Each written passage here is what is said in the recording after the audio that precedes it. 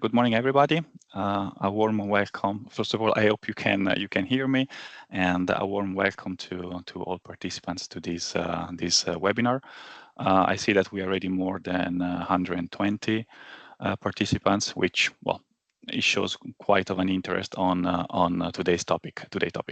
My name is Stefano Starri, and I work in the Energy System Needs Department here in ACER. And with other ACER colleagues, I had the pleasure to follow this study on TYNDP and ERAA scenarios supported by the colleagues from Artelis. As we only have, let's say, 1 hour webinar, let's already move to the agenda and the housekeeping rules. So this meeting is being recorded, and both recordings and slide will be then made available in, let's say, 1-2 working days. So since today is Thursday, I would say roughly on Monday. You will probably have noticed that your microphone is muted, and also the chat will be in Teams will be deactivated. Nevertheless, you have the chance to make any question in through Slido. The best way is probably either to go to slido.com and hashtag energy needs, or just scan the QR code. In the meantime, also Ivana is sharing the Slido details with you in the team chat. Therefore, yeah, please make any question, and then there will be a dedicated Q&A session after Artelis colleagues' presentation, where we will try to address as many questions as possible. In terms of the agenda, we will have first, hopefully quick introductory remark from my side, and then there will be the colleagues from Artelis, Christopher and Paul, presenting the main outcome of the study. And after that, as mentioned, we will have more or less a 20 minutes Q&A session, and then some closing remark by my colleague Faye. But now, we can already move to a little bit more on the content of today, which is indeed scenarios. So scenarios which are anchored in European policies and national policies are basically the foundation for at least 3 of the, let's say, main pan-European exercise, which are TYNDP, ERAA, and FNA. But of course, those are scenarios also relevant for all national level planning or needs assessment exercises. So scenarios, they basically determine how infrastructure needs, adequacy needs, flexibility needs are identified. And we can say that scenarios are more or less, let's say, the glue of these exercises. If scenarios are not credible, then of course the risk of having infrastructure needs or flexibility needs or adequacy needs being misleading, it's high, and therefore it's very important, that we get scenario right from the beginning. That's the crucial part. So scenarios are not only a technical tool, but by exploring future pathways of demand and supply, they really help understanding how to identify and address energy needs in the future. Among these exercises, TYNDP, ERAA, and FNA, of course, is very important. Those are robust within themselves, but also consistent between them. And to achieve so, the first thing should be indeed to have robust, consistent, and credible, and to the extent possible, independent scenario. So I believe the number of participants today, which now I can see reached even more than 217, confirm that the importance of scenario, and also that it's important to get them right from the very beginning. And that's why ACER decided to initiate this study, whose main objective is to identify potential challenges in the current scenario development process at European level, meaning understand better how those processes are done, what are the possible limitations, how data are collected, whether they are transparent or not, how the stakeholder engagement is done. So all these kind of elements were investigated as part of the study. And then, of course, the study, the second, let's say, aim of the study was to identify possible recommendations to further improve the current processes. So you might also wonder, why it was ACER, let's say, initiated this study. And I believe these slides, even if I will, of course, not stop in every single box that you can see here, shows a little bit why it was ACER. So when we talk about needs at European level, the regulation points at least at three key elements, which are the TYNDP, so the 10-year network development plan, the ERAA, which is the resource adequacy assessment at European level, and the FNA, which is the flexibility needs assessment. In all these three assessments, ACER plays a role, which is okay. It's a little bit different among these assessments. Typically, we can say that on the TYNDP side is a little bit softer than others in the other processes, where ACER has also is in charge of approving the methodology, but still. I think this slide shows that indeed ACER roles span across all the different needs assessment, and therefore also, let's say, across that goes from short to medium to long term investment perspective.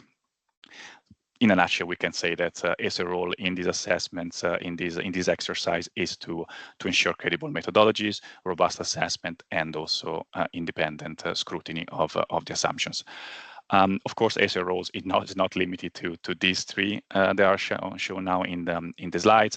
We also have involved in all the, let's say, the national exercise, etc. Now, you might, of course, be here not today to hear from me talking too much about ACER.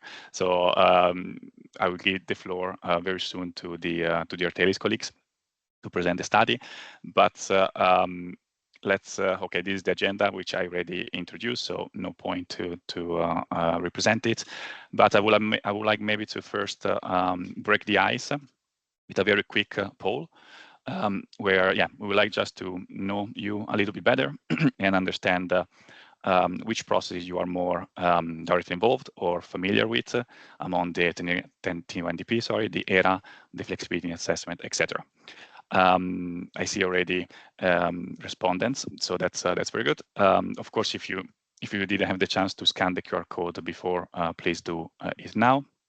And in the meantime, that participants reply, I would like also to take the chance to thank the ENTSOG, ENTSO-E, all the TSOs, the NRAs, and all the stakeholders such as the SRG and the European Commission that also took the time to either answer the surveys that with the consultants we prepared for the study, or also they dedicated some time for interviews. Because, well, if the study could also investigate certain aspects more in detail, it was thanks to the availability of all these actors to contribute. So also a special thank you to all of you that were available for that. In the meantime, I see that already 115 or roughly respondents. So yeah, it seems like almost 50% of the respondents they are quite familiar with TYNDP, and then I see also none of the above. So okay, so some of you is maybe we'll learn a little bit better among this about this process and about how the scenarios are developed in this process into the webinar. So it's also good for you. Okay, now I would maybe give then the floor already to Christopher first, and then Paul to present in a little bit more detail the outcome of your study. So thanks again. Yes, good morning, everyone. I hope you can hear me fine. My name is Christopher Andre. I'm a director with Artelis, and together with my colleague Paul here, would like to thank you for attending with this webinar. Would also like to thank ACER for trusting us to deliver this study, and ACER's study team for their guidance all along this process. I should have control on the slide. Yeah, perfect. So now let's jump into the presentation of the study itself, which is available on ACER's website, together with a set of annexes. Today's presentation is structured in 3 phases. I will begin by providing a short recap of the context and the objective of the study. Then we'll jump into description of the current scenario building processes for both ERAA and TYNDP scenarios. And after that introductory part, my colleague Paul will present the key challenges we have identified and the set of recommendations we have proposed in our report to tackle these challenges.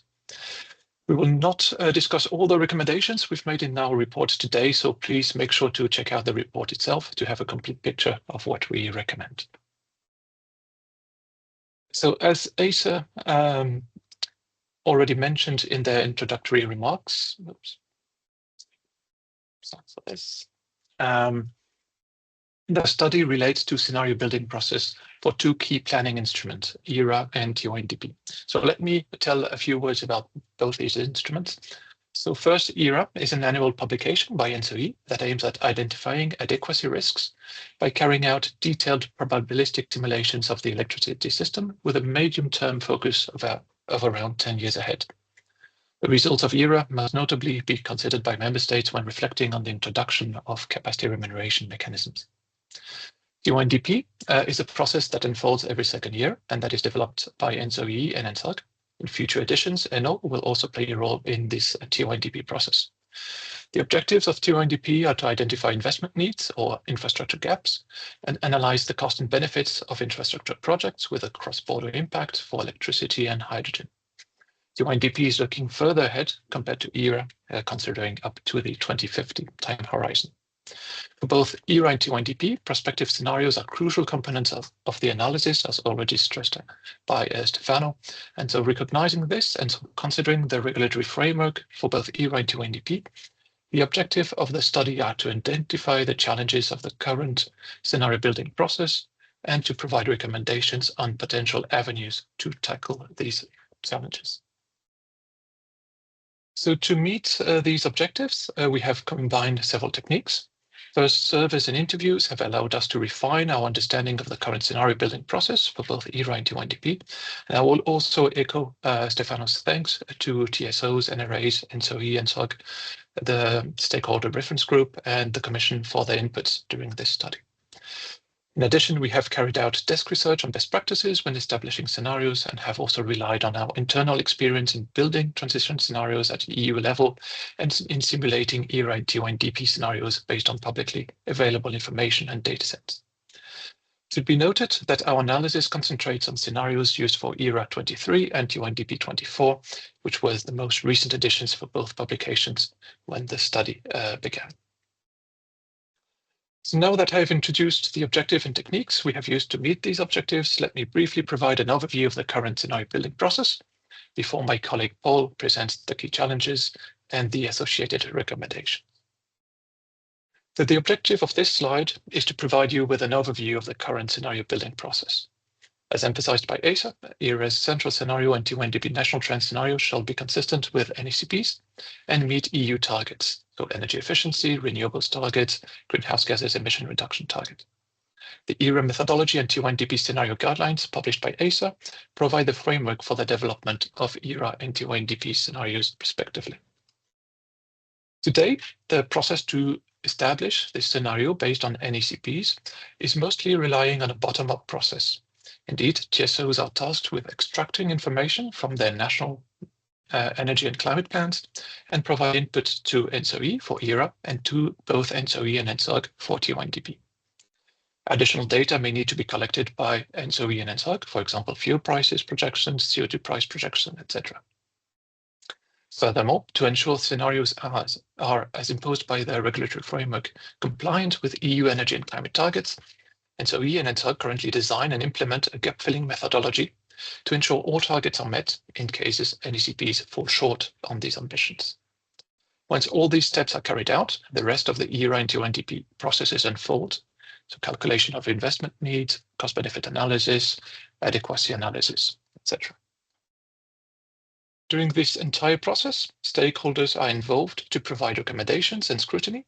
We can broadly distinguish three types of stakeholder engagement: public consultations organized by ENTSO-E and ENTSOG, the work of the stakeholder reference group for TYNDP, and regulatory scrutiny with key publications requiring opinions and or validation by ACER and or the European Commission, as described by Stefano earlier.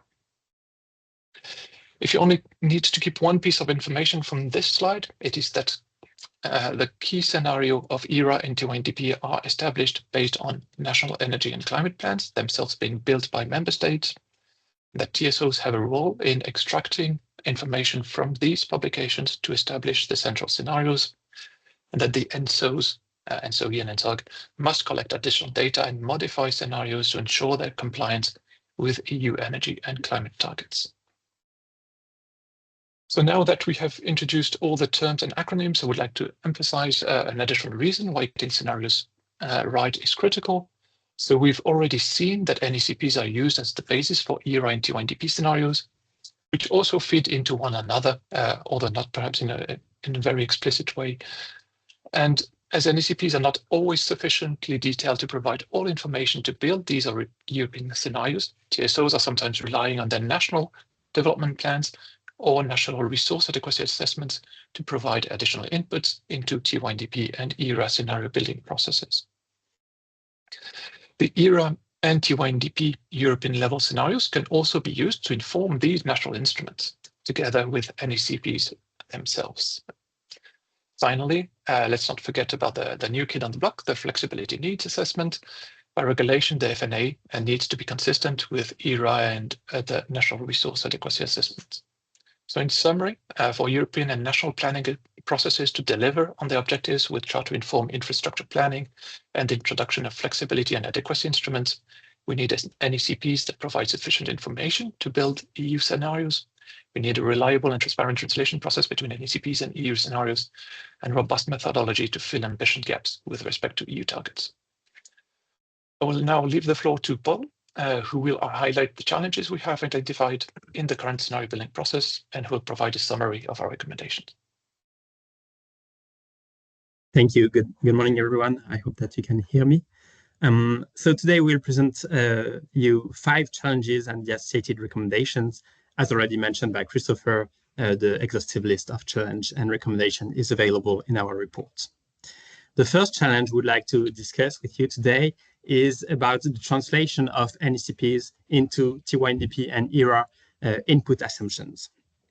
As already presented by Christopher, ERA and TYNDP should be based on national energy and climate plans, which are developed independently by the ministries of different countries with the European Commission feedback. The process to build ERA and TYNDP national assumptions is decentralized in the sense that each national TSO is responsible for providing the data, the national assumptions of its country, for instance, demand levels, installed capacities of the different technologies, and so on. And TSOs should base their data they provide to ENTSOs on their respective NECPs.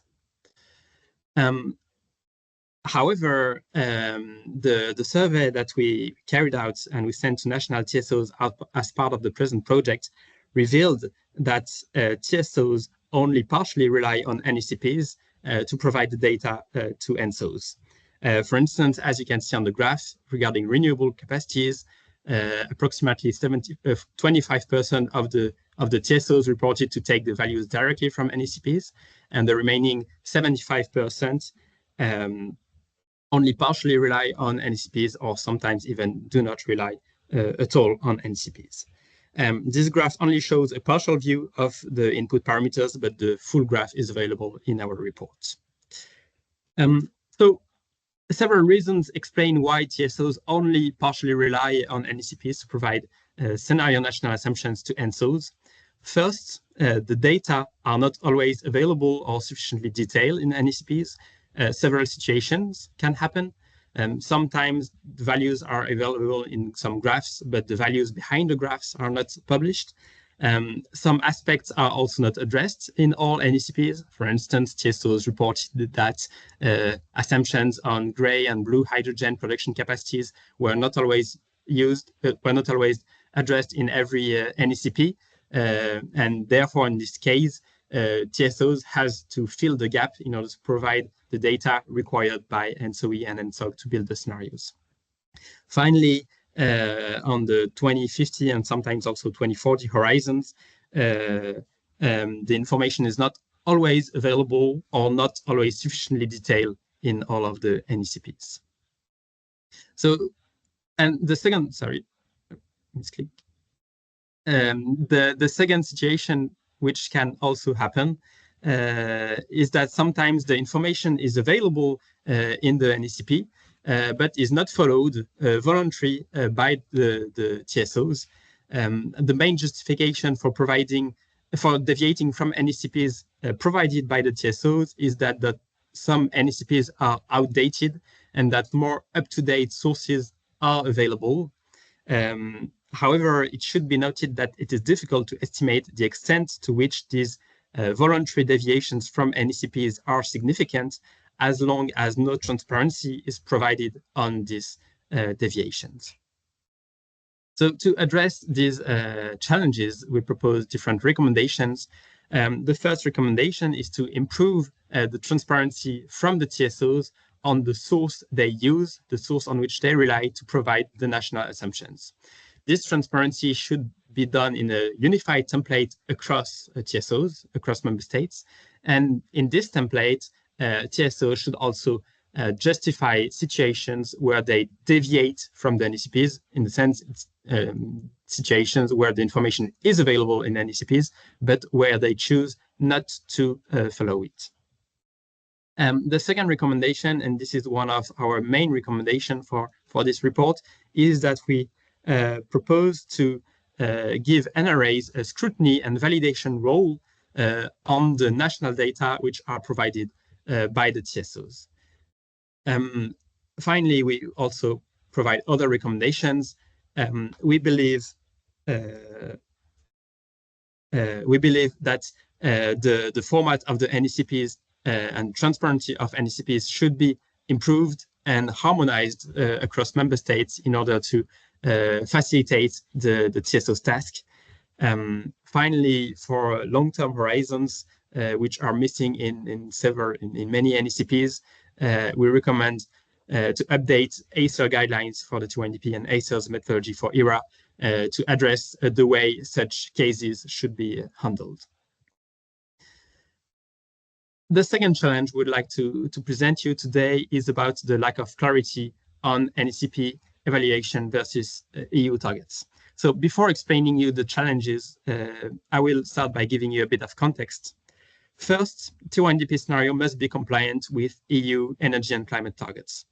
However, as already explained before, national assumptions of the scenarios are built in a bottom-up way based on data collected from every national TSO. And therefore, there is no constraint at this stage in the model, which endogenously ensures that the scenarios meet the EU target, in the sense that when you sum the different data collected from the different TSOs, nothing ensures at this stage that you meet the EU targets. And this is why ENTSO-E and ENTSOG have set up the methodology to ensure this compliance, and this is called the gap filling methodology. The graph you can see on the left explains briefly how the gap filling methodology implemented in TYNDP 2024 works. So the gap filling methodology simply consists in reducing proportionally the final energy demand of coal and petroleum products until the target is met. It should be highlighted that the final demand from all other energy carriers, notably electricity, methane, and hydrogen, are not impacted by the gap filling methodology.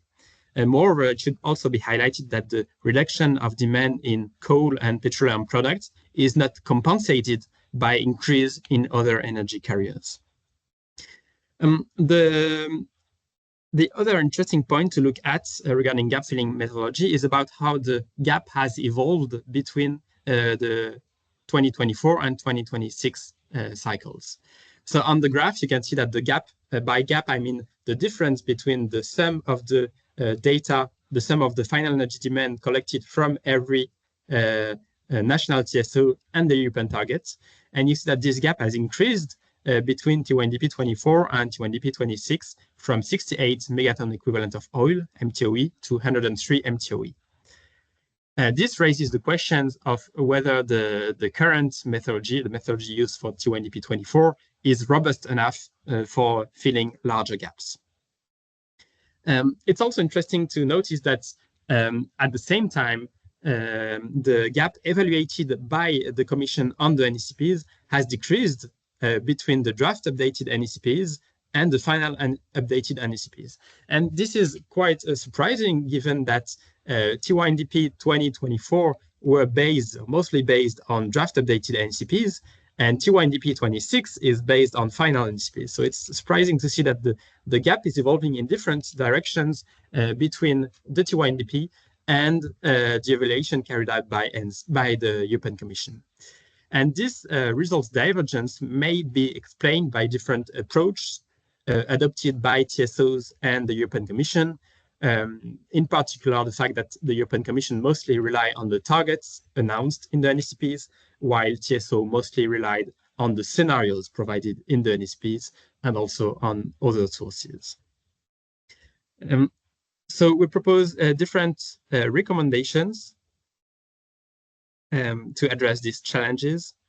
The first recommendation is to revise the gap filling methodology to make it robust for larger gaps.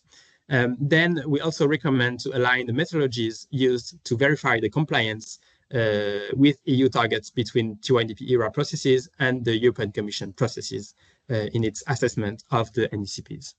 And finally, it must be acknowledged that the gap filling in general is a very complex and political topic, and therefore we recommend that the European Commission and ACER have a stronger role and involvement in this gap filling process together with ENTSOs. The third challenge we'd like to present you today is about transparency and stakeholder engagement. So we'll start with transparency as we see it as a prerequisite for stakeholder engagement. I will be very short on this one and do not detail everything that is written here, but the main message is that overall, the level of transparency is high in both scenarios, both ERA and TYNDP scenarios, but some insufficiencies persist and some gap has been noticed as part of our project.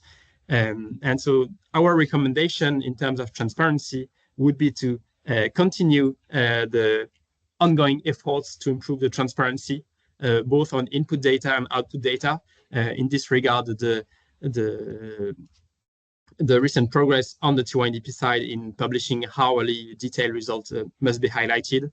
And more specifically, for ERA, we also recommend to increase the transparency on scenario results.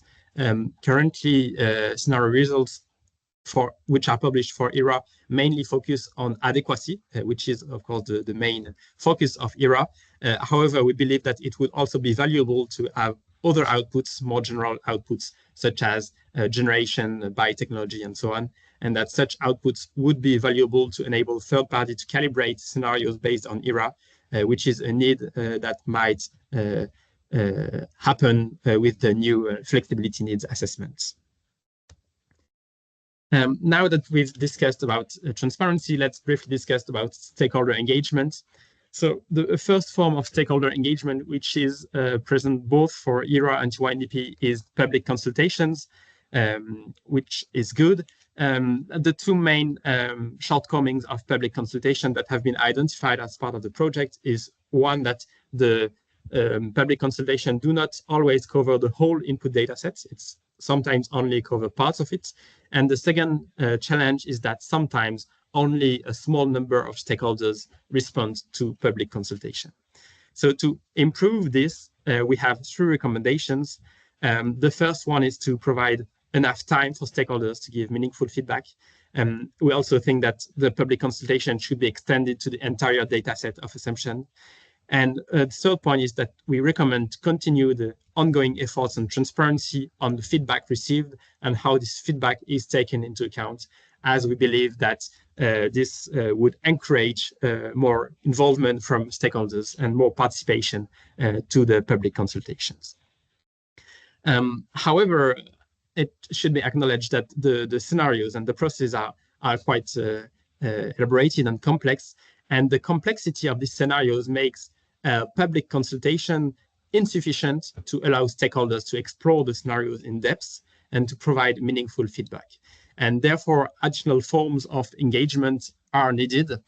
In this regard, the stakeholder reference group, which has been recently established for the TYNDP, must be highlighted. We do not have time to explain in detail what is the SRG today and how it works, but we can simply say that its format allows its members to explore in depth the scenario building processes, both in terms of models and data sets, and that we see it as valuable in improving transparency and quality. So this kind of expert engagement is complementary to the public consultations. In ERA, there is no such stakeholder reference group or anything else. And so we recommend to extend the role of the stakeholder reference group to cover the ERA scenario building process as well, and not only TYNDP. The fourth challenge I would like to present to you today is about temporal misalignment between planning processes. So as you can see on this slide, and as already explained by Christopher, TYNDP is happening every second year, while ERA is happening every year. The most observant among you may have noticed that TYNDP 26 here is aligned with ERA 25 and not with ERA 26. And that's made on purpose to reflect the fact that in terms of data collection timeline, the data collection of TYNDP 2026 happened at the same time as data collection of ERA 25 and not ERA 26 because of the different frequency of the two exercises. So this difference raises several challenges.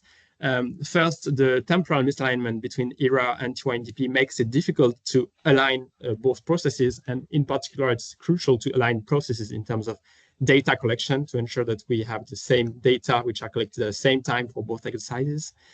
Moreover, as you can see also on this graph, the timeline of ERA is quite compressed. There are many activities to be carried out, which forces ENTSO-E and TSOs to carry out all the steps in a timely manner, which is, it should be acknowledged, a challenge. And when delays happen, the delays are often at the expense of stakeholder engagement. To address these two challenges, we have two recommendations. The first one is to consider moving ERA from an annual to biennial basis. And this would actually support the two challenges mentioned earlier. It would leave more time to carry out the ERA activities and potentially reduce the delays. And it will also facilitate the temporal alignment between ERA and TYNDP. We also recommend that in any case, efforts should be put to align data collection timelines between ERA and TYNDP, and especially to have aligned data cutoff dates. So cutoff dates are the date at which you freeze the data sets and you do not allow changes on the data set after. And then, as all of you may already be aware now, TYNDP and ERA national assumptions should be based on NCPs. NCPs happen every 5 years, and every 5 years you have draft and then final NCPs. So for TYNDP 2026 and ERA 2025, they were based on the final NCPs published in 2024. However, as you can see on the graph, no new NCP will be published until 2028. And so when the data collection of TYNDP 2028 and ERA 2027 will start, we won't have any updated NCPs compared to today. And so this raises the question of how to update national assumptions in the absence of updated NCPs, bearing in mind that national assumptions should be based on NCPs. And finally, the last challenge is that delays in NCP submission can impact ERA and TYNDP timelines. And so the different recommendation that we have in this regard is first to anchor TYNDP and ERA timeline to NCPs, and between NCP updates we believe that changes in assumptions should be justified and validated. But the main point is that the 2028 TYNDP should be anticipated in this regard. And also, it's a bit more long-term recommendation, but it could be considered to increase NCP frequency from 5 to 4 year cycles in order to have updated NCPs every TYNDP cycle. And the last challenge, I will be very brief on this as I'm running a bit out of time, but the last challenge we wanted to present you today is about input data misalignment between ERA and TYNDP. So on the graph here, we are showing differences in terms of demand between ERA 23 and TYNDP 24. The difference on the graph are well, there is some difference on the graph. The difference on the graph are relatively small, lower than 1%. However, country-by-country comparison reveals significant deviations in certain countries. The full analysis is available in our report. These deviations can be explained by several reasons. The different data collection timeline already discussed. Sometimes different tools or processes are also used between ERAA and TYNDP. So in this regard, we recommend to align data collection timelines and also to align the tools as much as possible. And also sometimes some TSOs reported that they voluntarily provide different input data for ERAA and TYNDP. Our recommendation in this regard is that the general rule should be to use the same national input data for both exercises, as long as the modeling workflows are already different between the two exercises to reflect different needs of the scenarios. And finally, if specific situations in certain member states require some TSO to provide different values for ERAA and TYNDP, then we strongly recommend that these deviations are made transparent, justified, and validated, for instance, by NRAs as recommended before. As a conclusion, today we presented you 5 challenges. The first challenge is about the translation of NECPs into national assumptions for scenarios. The second challenge is about the process to ensure the compliance of scenario with EU targets. The third challenge is about stakeholder engagement process. And then we also discussed temporal misalignment between TYNDP, ERAA, and NECPs processes. And finally, input data misalignment between ERAA and TYNDP. We didn't have the time to cover our whole reports, so please don't hesitate to go to the reports to see our full list of recommendations. As already mentioned by Christopher, the report is available on ACER's website. And I thank you for your attention, and I will let the floor to Stefano to moderate the Q&A session. Thank you, Christopher. Thank you, Paul. So yeah, I'm back here online. Before moving, in the meantime, we were also screening a little bit, and there are already quite some questions coming up, so that's good. We will have at least indeed some live discussion. But before that, we also would like maybe to have a second poll. I swear, just only one left, which is to hear from you a little bit which of the challenges and related recommendation that Paul just summarized in one of the last slides, which one of those are the challenges you think is the biggest barrier or barriers among those. Here is not, let's say, one answer. It's more like, let's say, a ranking answer. So yeah, please show us what you think. So I will give, let's say, few seconds, and then of course we can move to the real Q&A section.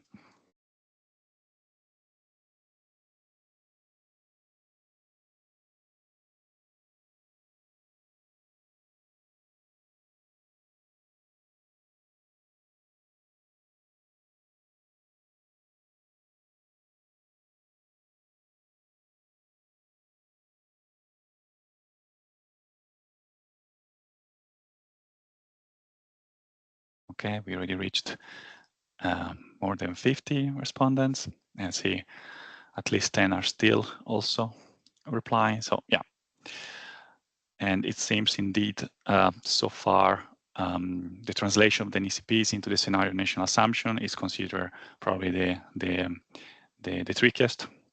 One of the challenges identified by Artelis, followed by the need to ensure a compliance with the scenario. Of the scenario with the European targets, and also the temporal misalignment between the 3 exercises that were mainly investigated in the study, so TYNDP, ERAA, and the NECPs. Well, of course, it's still evolving a little bit, the poll results, but indeed that's seems at least the winner is the need to have a more robust translation of NECPs into scenario, which includes, for example, also the need for a more, let's say, standard data collection from the NECP directly. So as as Paul and Christopher just presented. Okay, so I will now move to the Q&A session. Thanks again the participants for voting. And here, okay, I'll take them a little bit as they appear on the screen. Maybe the first one, yeah, being ACER, maybe I will ask Christopher or Paul to get the first ones, which is, do NRAs have the necessary expertise to assess the quality of the data provided by the TSOs for the scenario process? I think here what we've recommended indeed is that there is a compliance and a scrutiny check by NRAs in order to check what the values provided by the TSOs are providing to the ENTSOs for the scenario building processes.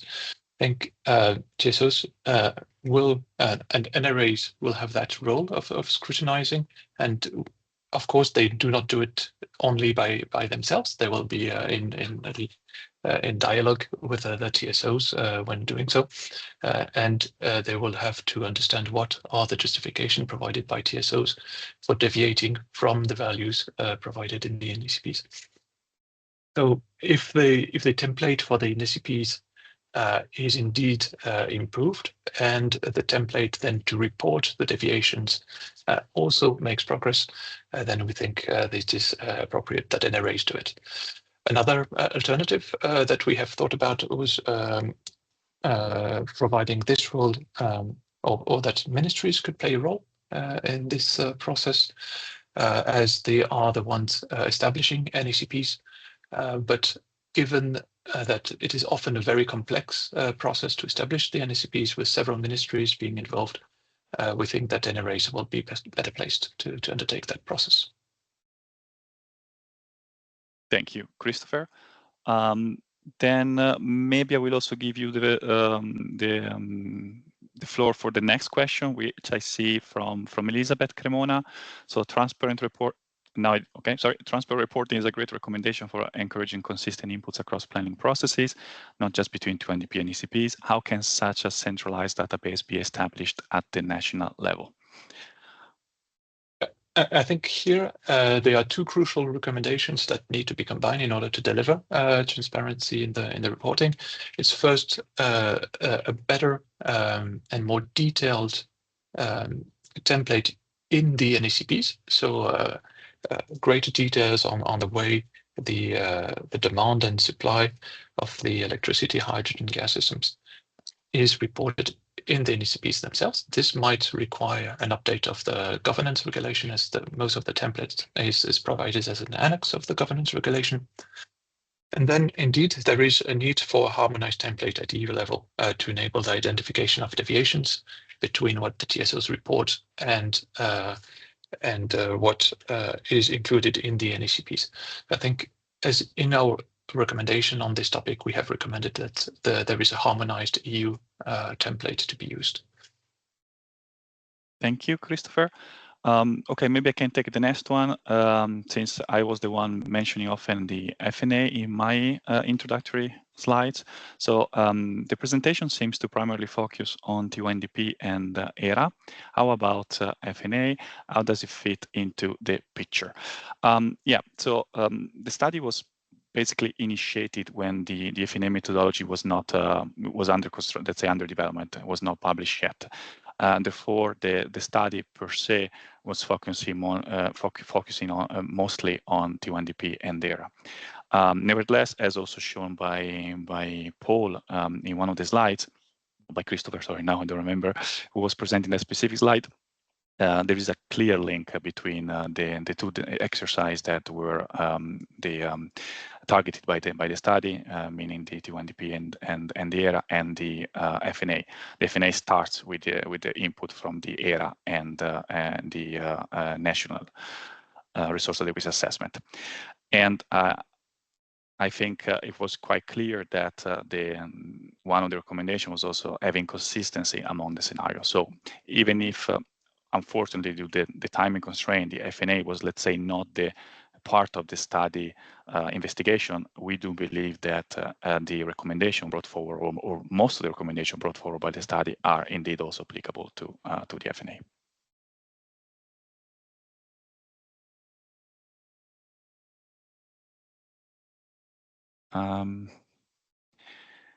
Which one I can still see because I cannot somehow accept. Okay, anyway, I'll move to the next one. If EC and ACER are to have a stronger role in checking NECP compliance and gap filling, what data sources, expert input, or references should they use? Because they would have to I guess is to do better than what ENTSOs use, I suppose. Yeah, maybe Christopher or Paul, this one is back to you. I can perhaps begin, and Paul, feel free to complement. Sorry, Christopher, maybe you can also take all together with the DUNE and ERAA have the necessary expertise to assess the quality of the data provided, because it's also a little bit connected. So yeah, you can tackle both of them. Yeah, I think I've already given some answers to that one, but indeed, I think, so first of all, EC already has a role in checking NECP's compliance with EU targets. And here what we propose indeed is that their role is reinforced, notably in the definition of the gap filling methodology. I think it is good that there is a dialogue between EC, ACER and the ENTSOs when designing that methodology, because as mentioned also by Stefano in his introductory remarks, the very design of the scenarios has an important impact on the outcomes of both TYNDP and ERAA. So it's not that they will be alone in designing and validating these scenarios. There will of course be, I expect, consultation of the ENTSOs and their experts when establishing this methodology. I think that's the same type of question for the national level process within ERAAs. It's not for ERAAs to decide on their own. It's also to have that meaningful dialogue with other parties. Thank you, Christopher. I still see those two questions. Okay, now something is changing. Would you expect, okay, this I hope is new, because now I'm getting a bit lost. Would you expect that NRA scrutiny significantly delays to a process that already undergoes significant delays now without any scrutiny? How to tackle delays and streamline the process involving this scrutiny? So yeah, maybe Christopher, you can just continue, since it is very much related.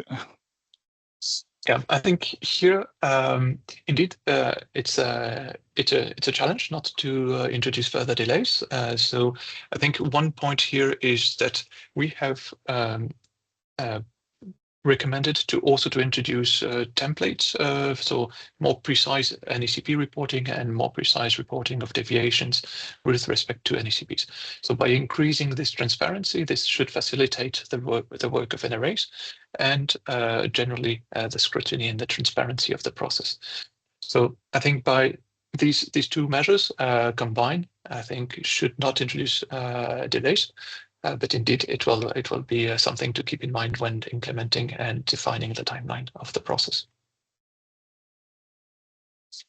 Thank you, Christopher. And yeah, I think we are seeing a little bit, let's say, I mean, a quite related question, because also now the one on top is, basically how we avoid that we actually create more complexity and delays. So here is asking, NECPs are complex, and it was the case that the member states delayed on delivering them, which is indeed true. Increasing complexity and burden of data goes against the idea of simplification. What is your position, and any other alternatives? Yeah, please, Christopher. Perhaps just as a comment, indeed, NECPs are very complex, and it's a difficult process to deliver these NECPs. But in some instances, the data is available in the report itself in forms of graphs, in forms of figures, but it's not provided in a very transparent way. So I think there is an effort that is quite simple to do. First is to report in a EU-wide template some of the results. So without adding too much complexity to the process of building the NECPs themselves.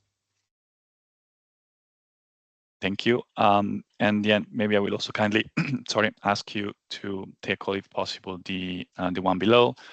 Okay, now disappeared. So yeah. So let's focus on the first one. Did you factor in your study a recent request from the Commission/ACER to have a trend and projection scenario in the ERAA? Such scenario, should take into account the actual implementation of an ECP's measures. How do you view such request? Yeah, well, this indeed was part of the study, but yeah, please, Christopher or Paul, if you want to say something more. Yeah, indeed, maybe I can take this one. So indeed, we couldn't present the whole recommendation of our study, but we have a task which was dedicated to both TYNDP scenario variants and also some proposals about an additional scenario for ERAA, which would be based on current trends. So we do provide some recommendations in our reports regarding to this. Thank you, Paul. And now quickly, yeah, the one that I was trying also to get before, the only demand forecasting uncertainty considering ERAA comes from the weather scenarios, plus -2-4%, but forecasting electricity demand 10 years into the future typically has other sources of uncertainty and much higher error, 10-20% plus or minus. What can be done to consider these forecasting errors? This, yeah, it's a little bit technical, maybe a little bit also out of scope of the study, but yeah, please. Yeah, maybe I can also take this one, as I believe it's a bit related to the previous question. The question of what are the sources of uncertainty on demand is very good. And one of the uncertainty on demand is the speed of the energy transition and the economic growth. And in this regard, on the TYNDP side, there have been a recent initiative to set up ongoing initiative actually to set up scenario variants. And I believe that the objective of scenario variants is specifically to reflect uncertainty, which are not climate related, but which are the consequence of other dynamics, such as economic growth or transition speed. And as already mentioned, we have also some a section in our reports dedicated to this. Thank you, Paul. I guess we can still take maybe one question, and then maybe I will also answer one question that I see popping up for ACER. Oh yeah, maybe now it's back, so I can take it. So you will also take a break a second. So are there indeed plans to update the scenario guidelines based on, but not limited to, the recommendations shared by Artelis? At the moment, we have not, let's say, we're not planning to this year or let's say in the beginning of next year to update the guidelines. However, already the study recommendation, brings some recommendation we do believe could be potentially already applied within the current process, and other one that we required, of course, implementation at a later stage, let's say TYNDP 28, for example. Therefore, the outcome of the study would most likely at least consider as part of the ACER opinion, for example, for TYNDP, because, sorry, the scenario framework guidelines refer to TYNDP. And then indeed, if we decide to update the scenario framework guidelines, the outcome of the study will be considered. Said that, it would be probably, worthwhile at least to let all the TYNDP 26 scenario cycle be over before reinitiating again the guidelines. That's why we are a little bit pausing on that. Okay, so since now we reached 10:54, so I would say maybe we can close here the Q&A session. Still many more I can see, so apologies for those of you that we could not answer your question, and I will give now the floor to Faye for the closing remarks. Thank you, Stefano, and good morning to everybody. We are reaching the end. My name is Faye Gitterna. I joined recently the Energy System Needs Department as Deputy Head of Department, and will be providing some closing remarks today. First, I would like to start by thanking Christopher and Paul for presenting the key findings of this important study. It has been very interesting discussion. It's an important study to help identify current challenges and areas for improvements in the development of scenarios, of energy scenarios used both for long-term infrastructure planning and system adequacy assessments at EU level. And our view is that it will provide valuable insights to all of us, including stakeholders, decision makers. A big thanks to all participants to joining us today for your active feedback and questions, and apologies that we haven't been able to pick up everything due to the time constraints, but certainly It enriched our discussions, and I'm just going to proceed with a few takeaways from today, drawing also from some of the key findings of the study. As Stefano said when we started this webinar, getting the scenarios right is key to enable timely and sound investment decisions, help basically achieve our decarbonization objectives and ensure security of supply. This is in line with the EU objectives of the EU Action Plan for Affordable Energy. And it's within this wider context that we take a closer look into these areas and into those issues. We believe that building from lessons learned and the experience we gained over the last year, there's still room for improvement in the scenario development process going forward in terms of consistency, credibility, neutrality and independence, transparency, with a view to ensure sound and credible assessments on future infrastructure needs and system adequacy. So robust translation of NECPs into scenario national assumption is key, as also you indicated in the poll, reinforcing consistency of scenarios used in TYNDP ERAA and flexibility in its assessment in terms of main assumptions, modeling approaches, and data inputs and robustness of each of the processes, of the three processes, is key. The introductions of some checks in the process, like a validation layer of TYNDP and ERAA scenarios input data, translating this energy and climate plans into TYNDP and ERAA scenarios, building appropriate justification of any deviations from NECP, including changes in assumptions, aligning of data collection timing, and these sort of things. The other big area is given that NECPs underpin the TYNDP and ERAA scenarios, NECPs data availability and compatibility with EU-wide scenarios is crucial. We should therefore strive at aligning as much as possible the TYNDP and ERAA processes and ensure a meaningful process through robust methodologies, stronger scrutiny with the involvement of ACER and the Commission. For example, the gap filling process. And last, it's we need to strive for better coordination, transparency, and stakeholder engagement in the scenario development process, which is very important to improve transparency on the data and processes, improve expert engagement, including consultations on key input parameters and assumptions used for the scenarios, and as well as transparency of NECP data. Today, TYNDP and ERAA have reached a different level of stakeholder engagement and transparency, and we can therefore also learn from each other and exchange good practices. So with this, I'll just want to close by thanking my colleagues, Stefano for leading the coordination of this project from our side, as well as my colleagues Alexander, Andreas, and Gilles for all their work. Thanks to Ivana very much for looking after us, looking after the organization of the webinar. And lastly, thanks to you all for participating.